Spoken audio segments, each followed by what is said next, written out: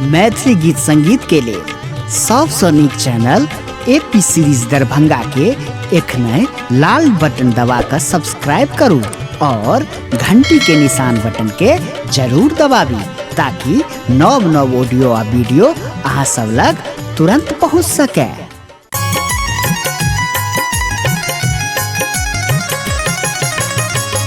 एखन अपने सब सुन रहल छी एपी प्रोडक्शन के प्रस्तुति।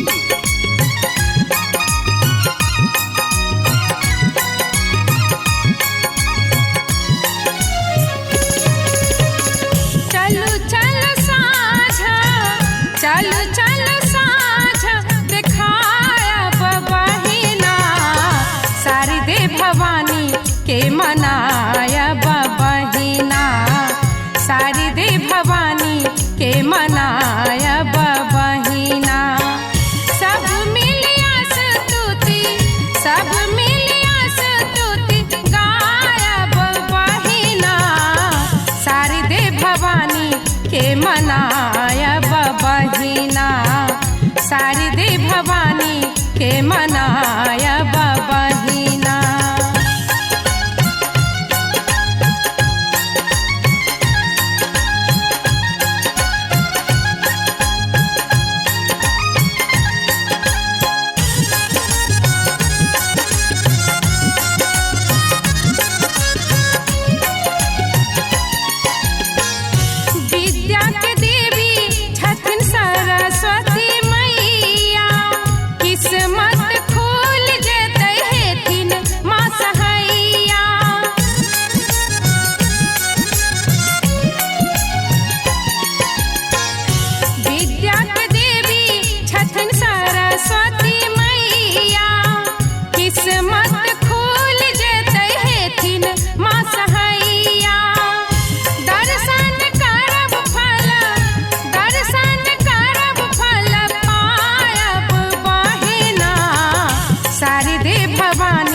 के मनाया बहिना शारदे भवानी के मनाया बहिना।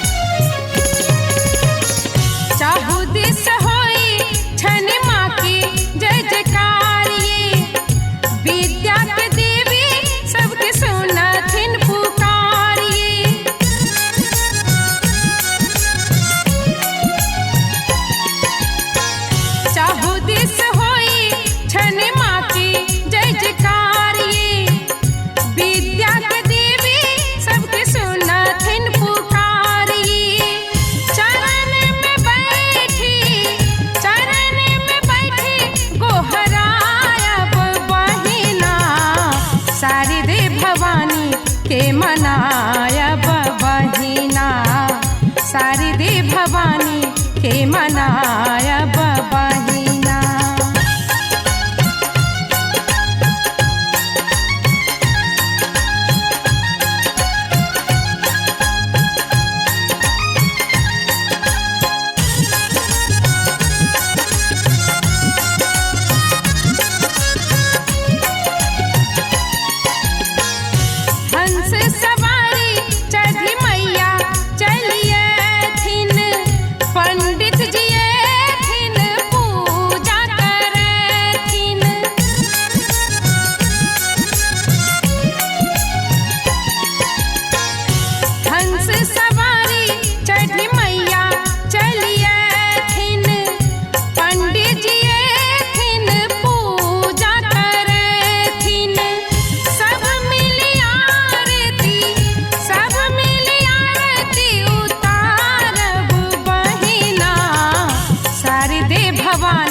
के मनाया बहिना शारदे भवानी के मनाया बहिना।